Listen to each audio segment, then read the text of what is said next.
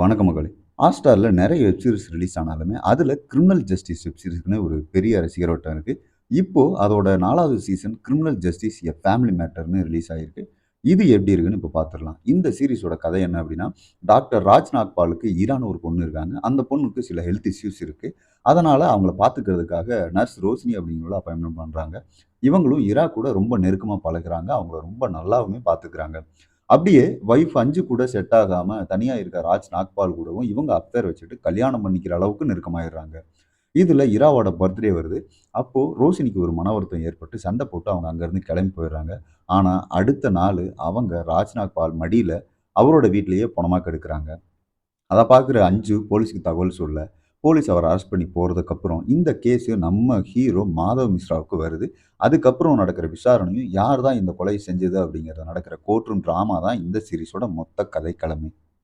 வக்கீல் மாதவ் மிஸ்ராவா பங்கஜ் திரிபாதி, இவருக்கு அது அல்வா சாப்பிடுற மாரியான கேரக்டர். வழக்கம் போல அசால்ட்டா லெஃப்ட் ஹேண்ட்ல டீல் பண்ணிட்டு போயிடுறாரு. கேஸையுமே அவர் அப்படிதான் டீல் பண்றாரு. லாஸ்ட் எபிசோட்ல அவர் தொழிலுக்கு காட்டுற நேர்மைய பத்தி பேசும்போது, மனுஷனோட நடிப்பு செம்மையா இருந்தது. இவருக்கு அசிஸ்டண்டா வர்ற பொண்ணு, இவரோட மச்சான், இவரோட ஒய்ஃபு, ராஜ்நாத் பாலா நடிச்சவரு, அஞ்சுவா நடிச்சவங்க, கொஞ்ச நேரமே வந்தாலும் ரோஷினியோட கேரக்டரு, இராவா நடிச்ச பொண்ணு, அத தாண்டி அவங்களுக்கு ஆப்போசிட்ல வேலை பார்க்குற வக்கீலோட நடிப்பு உட்பட எல்லாருமே அந்தந்த கேரக்டருக்கு பக்காவா பொருந்தி போயிருக்காங்கன்னே சொல்லலாம். சீரிஸ்ல 3 எபிசோட்ல கதைக்கு தேவையான எல்லாத்தையுமே கரெக்ட்டா செட் பண்ணிடுறாங்க. அதாவது யார் கேரக்டர் என்ன மாதிரி அப்படிங்கிறத நமக்குள்ள பதிய வச்சுட்டு, அடுத்து ஒவ்வொருத்தர் மேலயுமே நமக்கு சந்தேக பார்வை பரவுறது நல்ல ஐடியாவா இருந்தது. அடுத்தடுத்து தொடர்ந்து வர எபிசோடுகள்ல நடக்கிற விசாரணை, அதை இன்னமா ஆழமா கொண்டு போய் தான் இவரா? அவரா? அப்படின்னு நம்மள குழப்பி, நம்மளோட ஆர்வத்த தூண்டுற வேலையுமே செஞ்சிருக்காங்க. அதுலயும் இவங்க சின்ன சின்ன பொருள விட்னஸா யூஸ் பண்ணது, அதுக்கு லீட் குடுக்குறதுக்காக இவங்க வச்ச ஒரு சீன் அல்லது ஏதாவது ஒரு வார்த்தைய புடிச்சுட்டு அவங்க லீட் பிடிக்கிற விதம், எல்லாமே நல்லாவே ஒர்க் அவுட் ஆயிருக்கு. அதே மாதிரி மாதவ் மிஸ்ராவோட வளர்ச்சி எப்படி இருக்கு அப்படின்னு சொல்லிட்டு ஃபர்ஸ்ட் சீசன்ல இருந்து இந்த 4த் சீசன் வரைக்கும் இவங்க படிப்படியா காட்டுன விதம், அவரோட கேரக்டர் நம்ம உள்வாங்கிக்கிறதுக்கான வேலைய நல்லாவே செஞ்சிருக்கு.